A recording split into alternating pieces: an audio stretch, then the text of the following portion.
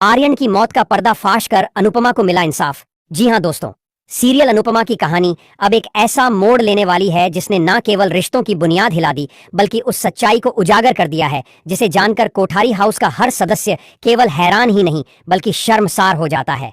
क्योंकि दोस्तों, काफी समय बाद अनुपमा अहमदाबाद लौट रही है, लेकिन इस बार वो टूटी हुई नहीं है बल्कि पहले से कहीं ज्यादा मजबूत, मानो जैसे किसी तपते लोहे को आग ने और ज्यादा मजबूत बना दिया हो। उसकी आंखों में आंसू नहीं, आग है, और अब उसके कदम कांपते नहीं, गूंजते हैं। क्योंकि दोस्तों, अनुपमा सिर्फ बेटी, माँ या बहू बनकर नहीं आई, इस बार वो इंसाफ की आवाज बनकर आई है। फिर अब जैसे ही अनुपमा कोठारी हाउस के दरवाजे पर कदम रखती है तो यहाँ पूरी तरह से सन्नाटा छा जाता है और हर किसी की आंखें और नाराजगी उसे घूरती है। तभी राही तिलमिला उठती है कि तुम्हारी यहाँ आने की हिम्मत कैसे हुई? तुम ही उस रात आर्यन की मौत की जिम्मेदार हो। लेकिन फिर अनुपमा सिर्फ एक गहरी सांस लेती है और बिना एक शब्द बोले आगे बढ़ जाती है। तभी ख्याति गुस्से से कांपती हुई आती है और कहती है कि मैं अभी दिखाती हूं तुम्हें।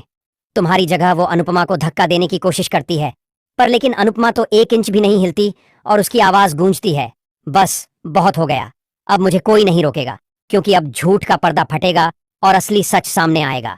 पूरा परिवार अब ड्राइंग रूम में जमा हो जाता है, सिर्फ ये देखने के लिए कि अनुपमा इस बार क्या कहेगी। और तभी अनुपमा वो सच उजागर करती है जिसने आर्यन की जान ली। और आर्यन की मौत कोई हादसा नहीं थी, बल्कि वो तो एक सोची समझी साजिश थी, और ये साजिश भी उसी ने रची थी जिसे तुम सबने इस घर की इज्जत समझा। अनुपमा माही की तरफ उंगली करती है, जिसके बाद हॉल में मानो जैसे बिजली गिर गई हो। माही की आंखें फटी की फटी रह जाती हैं और वो घबरा कर पीछे हटती है और कहती है कि क्या है ये सब, और तुम झूठ क्यों बोल रही हो? लेकिन दोस्तों, अनुपमा अब रुकती नहीं है और वो कहती है कि मेरे पास ठोस सबूत है। ये देखो डॉक्टर की रिपोर्ट, आर्यन के कमरे की सीसीटीवी फुटेज, और सबसे बड़ी बात माही की खुद की रिकॉर्डिंग, जो कि उसने गलती से अपने ही फोन में छोड़ दी थी। भीतर खलबली मच जाती है और प्रेम माही की ओर देखता है। उसकी आंखों में अविश्वास है, ये बिल्कुल सच है। फिर प्रेम माही से कहता है कि तुमने मेरे भाई आर्यन को मार डाला। तभी माही चीख उठती है कि हाँ हाँ, मैंने ही आर्यन का खून किया था, क्योंकि मुझे प्रेम का साथ चाहिए था। आर्यन तो सिर्फ एक अड़चन था जो कि रास्ते से हटाना बहुत जरूरी था। ये सुनते ही पूरा कोठारी परिवार ठहर जाता है और हर चेहरे का भाव शून्य हो जाता है। तभी एक ओर से आवाज आती है कि तुमने ये सब अकेले नहीं किया माही। फिर सबका ध्यान उस आवाज की ओर जाता है जहां दरवाजे पर एक और शख्स खड़ा है जो कि प्रेम की मां होती है। वो सालों से अमेरिका में थी और आज बिना किसी को बताए लौट आती है। मैं जानती थी कि तुम इस घर के लायक ही नहीं हो माही। वो कहती है कि मुझे तो कुछ पता ही नहीं कि तुम इतनी नीचे हो गिर जाओगी। मैं खुद पुलिस को बुला चुकी हूं। तभी माही घबरा जाती है कि नहीं मम्मी, प्लीज मुझे माफ कर दीजिए।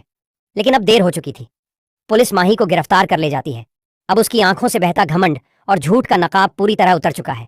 लेकिन कहानी यहीं पर ही खत्म नहीं होती, क्योंकि राही, जो कि अब तक अनुपमा से नफरत करती थी, उसकी आंखों में फिर से एक बार पश्चाताप होता है। वो अपनी मां के कदमों में गिर जाती है और कहती है कि प्लीज मम्मी, मुझे माफ कर दो। मैं गलत थी और आपने जो कुछ भी सहा उसका एहसास मुझे आज हो रहा है। फिर अनुपमा उसकी आंखों में देखती है और उसे गले से लगा लेती है।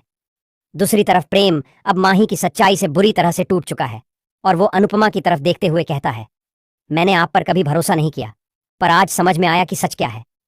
फिर कोठारी परिवार, जो कभी अनुपमा को इस घर से हमेशा हमेशा के लिए निकाल चुका था, आज खुद उसे अपने वापस बुला रहा है।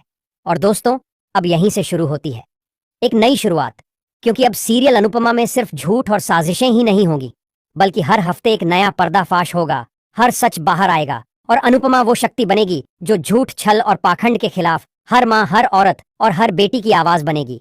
वैसे दोस्तों, क्या आप भी यही चाहते हैं कि अनुपमा को इंसाफ मिलना चाहिए? यदि हाँ तो कमेंट में यस लिखें, और यदि नहीं तो कमेंट में नो लिखें।